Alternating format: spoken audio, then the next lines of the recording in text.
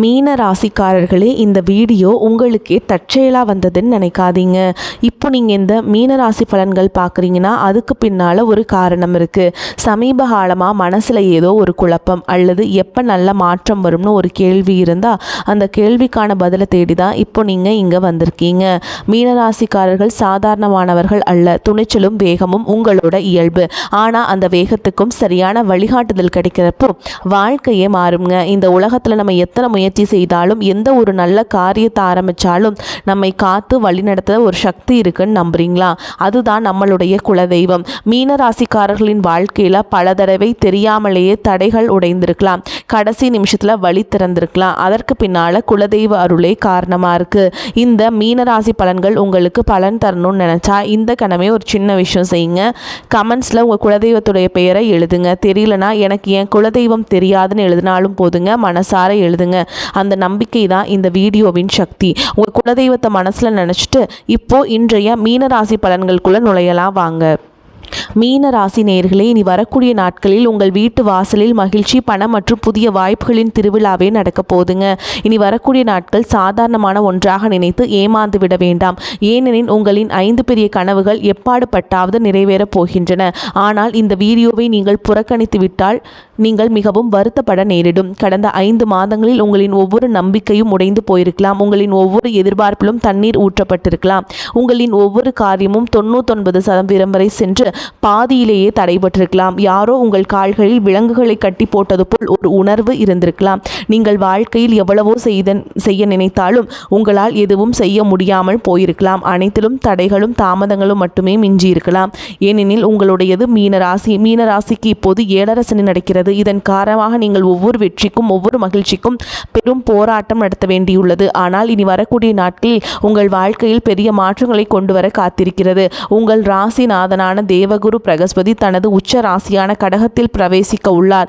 ஒரு ராசியின் அதிபதி தனது உச்ச ராசிக்கு செல்லும் பொழுது அந்த மனிதனின் அதிர்ஷ்ட கதவுகள் திறக்கப்படும் என்பது உறுதி. கடந்த பல மாதங்களாக உங்கள் வாழ்க்கையில் இருந்த ஏற்ற இறக்கங்களுக்கு இப்பொழுது விமோசனம் கிடைக்கப் போகிறது. பல மாதங்களாக முடிக்க முடியாமல் இழுத்தடித்த வேலைகள் இப்பொழுது சில மணி நேரங்களிலேயே சுமூகமாக முடியப் போகிறது. கடந்த காலத்தில் உங்களின் ஒவ்வொரு சிறிய மகிழ்ச்சியையும் தியாகம் செய்யும் அளவிற்கு பல பொறுப்புகளை உங்கள் தலையில் தூக்கி வைத்து கொண்டீர்கள். வாழ்க்கையே ஒரு ஆமையின் வேகத்தில் மிகவும் மெதுவாக நகர்ந்து கொண்டிருந்தது. ஒரு சிறிய காரியத்தை முடிக்க வேண்டும் என்றாலும் பெரும் முயற்சி செய்ய வேண்டியிருந்தது. இப்படித்தான் உங்கள் வாழ்க்கை கடந்த 5 மாதங்களாக இருந்து வருகிறது. உடல் ரீதியாகவும் நீங்கள் மிகவும் சோர்வடைந்துள்ளீர்கள். ஆரோக்கியத்திலும் ஏற்ற இறக்கங்கள் தொடர்கின்றன.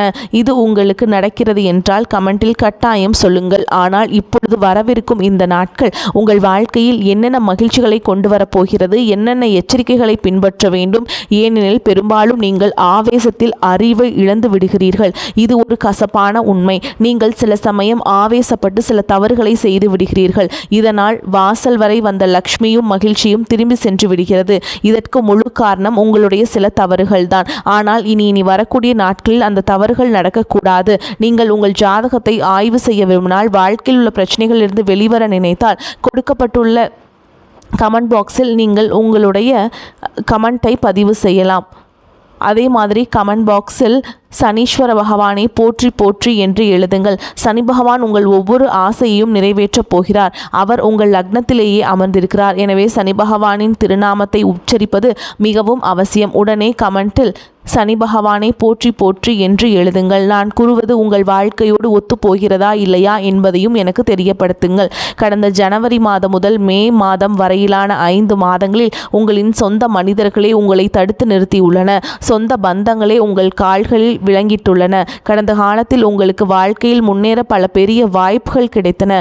ஏதேனும் ஒரு பெரிய கனவை நிறைவேற்ற இருந்தீர்கள். உதாரணமாக புதிய வாகனம் வாங்கவோ, புதிய வீடு கட்டவோ அல்லது நீங்கள் விரும்பிய வேலை கிடைத்தது அதில் சேரவோ இருந்திருக்கலாம். அந்த கனவு நிறைவேறும் கடைசி தருணத்தில் அதை உங்களால் செய்ய முடியாமல் போயிருக்கும். ஏனெனில் உங்கள் குடும்பத்தில் ஏதேனும் ஒரு எதிர்பாராத சம்பவம் நடந்திருக்கும். அதனால் உங்களால் மேற்கொண்டு நகர முடியாமல் போயிருக்கும். குடும்பத்தின் சில பொறுப்புகளை நீங்கள் ஏற்க வேண்டி இருந்திருக்கும். அதற்கான உங்களின் சொந்த மகிழ்ச்சியை கூட தியாகம் செய்ய வேண்டிய நிலை வந்திருக்கும். உங்கள் கனவுகளை நீங்களே அழித்து கொள்ள வேண்டி இருந்திருக்கலாம். இதுதான் அடிக்கடி நடக்கிறது. உங்களுடையது மீனராசி. உங்கள் அதிபதி குரு பகவான். உங்களிடம் புத்திசாலி புத்திசாலித்தனமும் இருக்கிறது, அதிர்ஷ்டமும் துணை நிற்கிறது. ஆனால் நீங்கள் பொறுப்புகளில் அதிகம் சிக்கிக்கொள்கிறீர்கள். குடும்பத்தில் உள்ள சிலர் உங்களை குழப்பி திசை திருப்பி விடுகிறார்கள். குடும்பத்தில் சில எதிர்பாராத நிகழ்வுகள் நடப்பதால் உங்கள் இலக்கில் கவனம் செலுத்த முடிவதில்லை. வெளியில் இருந்து பார்க்கும்போது நீங்கள் மிகவும் பலசாலியாகவும் உறுதியானவராகவும் தெரிவீர்கள். உங்களை பார்ப்பவர்கள் யாரும் உங்களுக்குள் இருக்கும் வழியை உணர்ந்து கொள்ள முடியாது. உங்களின் வாழ்க்கை துணை, குழந்தைகள், பெற்றோர் என உங்கள் சொந்த பந்தங்கள் கூட உங்களுக்குள் என்னென்ன போராட்டங்கள் நடக்கின்றன, எவ்வளவு வழிகளை நீங்கள் அனுபவிக்கிறீர்கள், நெஞ்சிலும் மனதிலும் எவ்வளவு கவலைகளை சுமந்து கொண்டிருக்கிறீர்கள் என்று கணிக்க முடிகிறது. உங்களுக்குள் இவ்வளவு துயரங்கள் இருந்தாலும் உங்கள் முகத்தில் எப்போதும் ஒரு புன்னகை இருக்கும். நீங்கள் தேவைக்கு அதிகமான பொறுப்புகளை சுமக்கிறீர்கள்.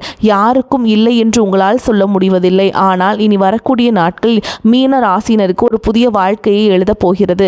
வாருங்கள், கிரகங்கள் என்ன சொல்கின்றன என்பதை விரிவாக பார்ப்போம். இந்த வீடியோவின் இறுதியில் இந்த காலகட்டம் முழுவதும் கிரகங்களால் ஏற்படும் எதிர்மறை விளைவுகளை நீக்கக்கூடிய ஒரு அற்புதமான பரிகாரத்தை உங்களுக்காக கொண்டு வந்துள்ளேன். வாழ்க்கையில் கிரகங்களால் வரும் தடைகளை தகர்த்து மகிழ்ச்சியை மட்டுமே அனுபவிக்கப் போகிறீர்கள். அந்த பரிகாரம் என்னவென்று வீடியோவின் இறுதியில் கூறுவேன். அனைத்தையும் மிகவும் தெளிவாக விளக்கப் போகிறேன்.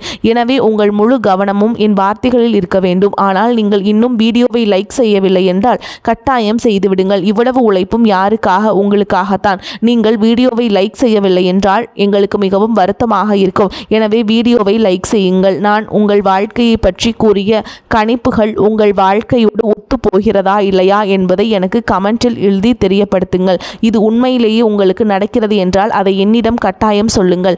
மீன ராசினரே, உங்கள் அதிபதி குரு பகவான். முதலில் உங்கள் ராசிநாதனான குருவை பற்றி பார்ப்போம்.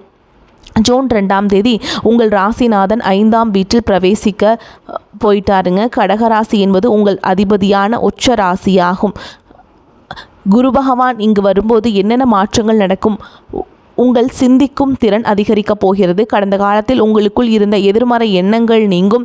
இரவு நேரங்களில் உங்களுக்கு வந்த கெட்ட எண்ணங்கள், நீங்கள் மாட்டிக்கொண்ட தவறான உறவுகள் அல்லது சிக்கிக்கொண்ட தவறான வேலை போன்றவற்றால் உங்கள் சிந்தனை மிகவும் சுருங்கி போயிருந்தது. ஆனால் இப்போது அந்த சிக்கல்களிலிருந்து நீங்கள் விடுபட போகிறீர்கள். உங்கள் எண்ணங்கள் விசாலமாகும், கனவுகள் பெரியதாகும். இனி நீங்கள் துணிச்சலான முடிவுகளை எடுப்பீர்கள். 5ஆம் வீட்டில் குரு இருப்பது உங்களுக்கு புதிய வழியை தரப்போகிறது. உங்கள் வாழ்க்கையில் வந்த குழப்பங்கள், தடைகள் அனைத்தும் இப்போது விலகப் போகின்றன. இது உங்களுக்கு மிகவும் நல்ல விஷயம். நீங்கள் ஏதேனும் புதிய விஷயங்களை கற்றுக்கொள்ள வாய்ப்புள்ளது.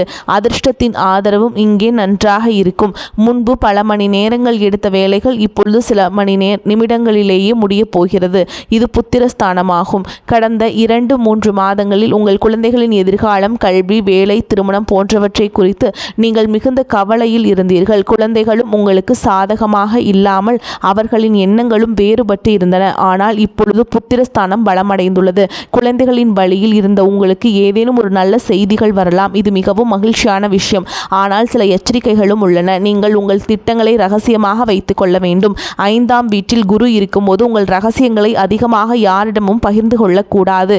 இதில் நீங்கள் கவனமாக இருக்க வேண்டும். இது தவிர காதல் உறவுகளில் மிகச்சிறந்த யோகங்கள் உள்ளன. நீண்ட காலமாக வாழ்க்கை துணையை தேடிக்கொண்டிருப்பவர்கள் அல்லது விரும்பிய நபர் கிடைக்காமல் ஏதேனும் தடைகளை சந்தித்தவர்களுக்கு இது மிகச்சிறந்த காலமாகும். 5ஆம் வீட்டில் குரு வரும்போது பல சிறந்த யோகங்கள் உண்டாகும். பல காலத்திற்கு பிறகு உங்கள் காதல் உறவுகளில் மீண்டும் வசந்தம் வீசப்போகிறது.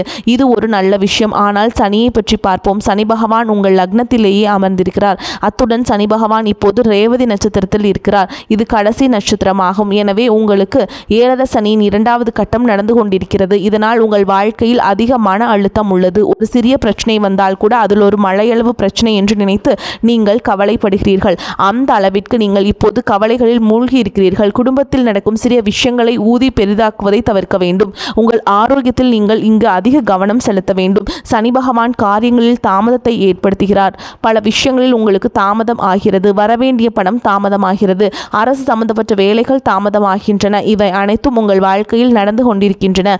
ஆனால் இப்பொழுது குரு உச்சராசியில் இருப்பதால் அது சனியின் தாக்கத்தை சற்று குறைக்கும். சனியின் எதிர்மறை பார்வையில் இருந்து தப்பிப்பதற்கான பரிகாரத்தையும் நான் வீடியோவின் இறுதியில் கூறுகிறேன். ஆனால் இப்போது கவனியுங்கள். உங்கள் 2ஆம் வீட்டிலிருந்து 3ஆம் வீட்டிற்கு செவ்வாய் செல்லப் போகிறார். செவ்வாய் 3ஆம் வீட்டிற்கு செல்லும்போது ஆபத்தான காரியங்களில் ஈடுபடும் உங்கள் தைரியம் அதிகரிக்கும். உங்களால் மிகச்சிறந்த முடிவுகளை எடுக்க முடியும். முன்பு நீங்கள் ஏதேனும் ஒரு முடிவை எடுக்க மிகவும் பயந்தீர்கள். ஆனால் இப்பொழுது அந்த பயம் நீங்கும். நீங்கள் துணிச்சலுடன் செயல்படுவீர்கள். இது உங்களுக்கு மிகவும் சாதகமாக அமையும். ஆனால் உங்களின் 12ஆம் வீட்டில் ராகு அமர்ந்திருக்கிறார். எனவே வெளிநாடு சம்பந்தப்பட்ட ஏதேனும் வேலைகள் இருந்தால் அல்லது நீங்கள் வெளிநாட்டில் வேலை செய்பவராக இருந்தால், உங்கள் குழந்தைகளுக்கு வெளிநாட்டில் உயர்கல்வி அளிக்க நினைத்தால், அதற்காக வெளிநாடு செல்ல நினைத்தால் இது மிகச்சிறந்த நேரமாகும். ராகு இங்கே இருப்பது வெளிநாடு தொடர்பான விஷயங்களில் உங்களுக்கு திடீரென ஒரு பெரிய லாபத்தை கொடுக்கலாம். இது உங்களுக்கு மிகவும் நல்ல விஷயம். ஆனால் நீங்கள் மீன ராசியை சேர்ந்தவர்கள். மீன ராசியின் சற்று அலட்சியமானவர்கள். ஆனால் அந்த அலட்சியம் மற்றவர்களை பற்றியோ குடும்பத்தை பற்றியோ அல்ல, உங்கள் மீதே. நீங்கள் அலட்சியமாக இருக்கிறீர்கள். மற்றவர்களுக்காக நீங்கள் கடினமாக செயல்படுகிறீர்கள், உடனடியாக செயல்படுகிறீர்கள். ஆனால் உங்களை பொறுத்தவரை நீங்கள் மிகவும் அலட்சியமாக இருக்கிறீர்கள். உங்கள் சொந்த ஆரோக்கியத்திலையும் கவனிப்பதில்லை, உங்கள் சொந்த மகிழ்ச்சியையும் கவனிப்பதில்லை. இனி உங்கள் நலனிலும் நீங்கள் கவனம் செலுத்த வேண்டும். உங்களை பாதுகாத்து கொள்ள வேண்டும். உங்கள் மகிழ்ச்சியிலும் கவனம் செலுத்த வேண்டும். ஏனெனில் நீங்கள் அனைவருக்காகவும் வாழ்கிறீர்கள். அது நல்ல விஷயம்தான். ஆனால் உங்களுக்காக யாரும் வாழவில்லை. இதுவும் ஒரு உண்மை. எனவே உங்களுக்காகவும் சற்று நேரம் ஒதுக்குங்கள். இப்போது சூரியனை பற்றி பார்ப்போம். சூரியனும் 3ஆம் வீட்டிற்கு செல்ல போகிறார். பின்னர் சூரியன் 4ஆம் வீட்டிற்கு செல்வார். சூரியன் 4ஆம் வீட்டிற்கு செல்லும்போது குடும்பத்தில் சற்று மன அழுத்தத்தை உருவாக்குவார்.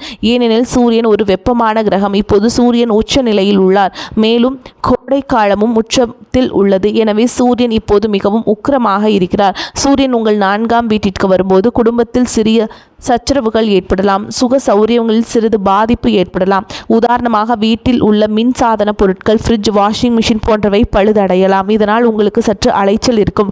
குடும்பத்தில் நிம்மதி சற்று குறையும். இவை சில எதிர்மறையான விஷயங்களை பொறுமையை கையாள வேண்டும். வீட்டில் என்ன இருக்கிறதோ அதில் நிம்மதியை தேடிக்கொள்ள வேண்டும். ஏனெனில் லக்னத்தில் அமர்ந்திருக்கும் சனி உங்கள் எளிதில் திருப்தி அடைய விடுவதில்லை. அத்துடன் சூரியனும் குடும்பத்தை சில பாதிப்புகளை ஏற்படுத்துகிறார். எனவே உங்களிடம் உள்ளதை கொண்டு மகிழ்ச்சியாக இருக்க பழகி கொள்ள வேண்டும். மற்றபடி உங்கள் வாழ்க்கை நன்றாக இருக்கிறது. இந்த காலகட்டம் மிகவும் சிறப்பாக இருக்கும்.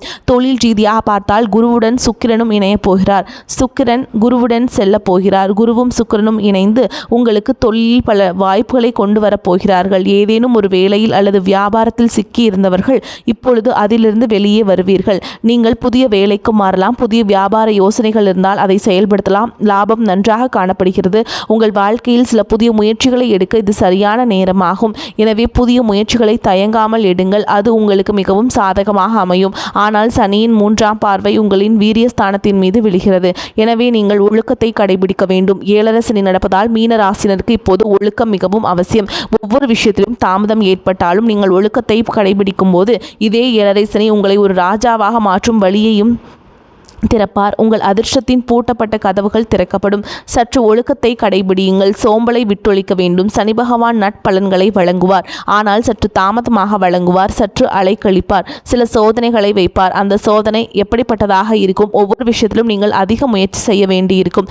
இப்போது எல்லாவற்றிலும் தாமதம் இருக்கும். பணம் வருவதற்கு தாமதமாகும். சம்பளம் இழுத்தடிக்கலாம். செலவுகள் சற்று கூடும். அதனால்தான் 7 சனி நடக்கும்போது ஒழுக்கத்தை கடைபிடிக்குமாறு கூறுகிறேன். பெரியவர்களை மதிக்க வேண்டும். அமைதியாக வீட்டில் இருக்க வேண்டும். சண்டை சச்சரவிலிருந்து விலகி இருக்க வேண்டும். ஒவ்வொரு வேளையும் குறிப்பிட்ட நேரத்தில் செய்து முடிக்க வேண்டும். இந்த ஒழுக்கத்தை சனி பகவான் காணும்போது அவரின் 7 சனி அவர்களுக்கு மிகவும் லாபகரமானதாக மாறும். மீன ராசியை சேர்ந்த சிலர் இந்த 7 சனி காலத்தில் அடிமட்டத்திலிருந்து உச்சத்திற்கு சென்றுள்ளனர். ராஜாவாக மாறியுள்ளனர். அவர்களின் வாழ்க்கை திடீரென மாறியுள்ளது. ஏன்? ஏனெனில் அவர்கள் சனி பகவானின் விருப்பப்படி நடந்து 7 சனியின் முழு பலனையும் பெற்றுள்ளனர். சனி பகவானின் விதிமுறைகளின்படி நடப்பவர்களுக்கு அவர்கள் உடனடியாக நட்பலனை வழங்குவார். எனவே இது உங்களுக்கு ஒரு நல்ல விஷயம். சற்று மன அழுத்தம் இருக்கலாம். அதை கவனியுங்கள். சுக சௌரியங்கள் அதிகரிக்கும். ஆனால் அதே நேரம் சில குறைகளும் ஏற்படும். உங்களுக்குள் ஒரு புதிய ஆற்றல் பிறக்கும். ஆபத்தான காரியங்களை செய்ய தொடங்குவீர்கள். உங்களுக்குள் இருந்த பயம் நீங்க தொடங்கும். ஆனால் சில எச்சரிக்கைகள் உள்ளன.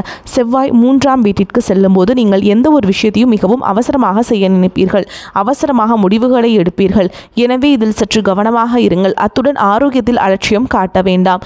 ஆபத்துக்கான காரியங்களில் ஒருபோதும் ஈடுபட வேண்டாம். வீண் செலவுகளை தவிர்க்க வேண்டும். அத்துடன் விவாதங்களில் இருந்து விலகியிருங்கள். சண்டை சச்சரவுகளை தவிர்ப்பது நல்லது.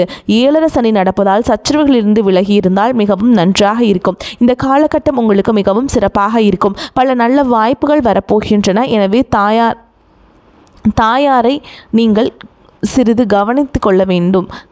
எச்சரிக்கையாக இருங்கள். தொழில் ரீதியாகவும் தயாராக இருங்கள். உங்களுக்கு எங்கு லாபம் தேவையோ அங்கு குறுக்கு வழிகளை பயன்படுத்தக்கூடாது என்பதில் கவனமாக இருங்கள். குறுக்கு வழிகளை தவிர்க்க வேண்டும். தவறான சேர்க்கைகளை தவிர்க்க வேண்டும். இந்த விஷயங்களை கவனித்து கொண்டால் குறிப்பாக மீனராசினருக்கு இந்த காலகட்டம் மிகச்சிறப்பாக அமையும். நேர்களே, உங்கள் ஜாதகத்தை ஆழமாக ஆய்வு செய்ய விரும்பினால் வாழ்க்கையில், காதல், வியாபாரம், வேலை, வெளிநாடு தொடர்பான வேலை என எந்த துறையிலும் பிரச்சனைகள் இருந்தால் ஜாதகத்தை ஆய்வு செய்யும் போது எந்த கிரகம் பிரச்சனையை ஏற்படுத்துகிறது, தாமதத்தை ஏற்படுத்துகிறது என்பதை தெளிவாக தெரிந்துவிடும். அந்த பிரச்சனையை கண்டறிந்தும் அதற்கான தீர்வையும் நீங்கள் உங்கள் அருகில் உள்ள ஜோதிடரை அணுகி நீங்கள் தீர்வுகளை பெற்றுக்கொள்ளலாம். வரக்கூடிய வாய்ப்புகளை தவற விட்டுறாதீங்க. கெட்டியாக பிடிச்சுக்கோங்க. வாழ்த்துக்கள். வாழ்க வளமோடு நலமோடு. நன்றி, வணக்கம்.